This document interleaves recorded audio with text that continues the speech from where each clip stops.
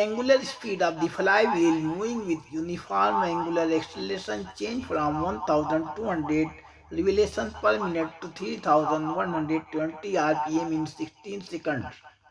The angular acceleration in radian per square second is.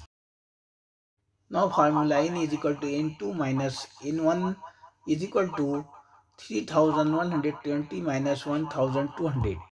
Subtract 20, 11 minus 2 is 9, carry 1, 1 plus 1 is equal to 2, 3 minus 2 is equal to 1, 1920.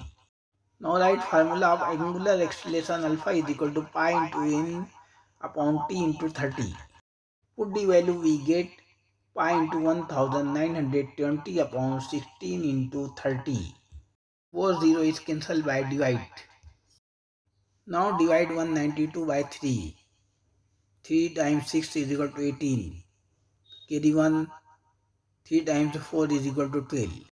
And 64 is 4 times of 16. So we get our answer 4 pi.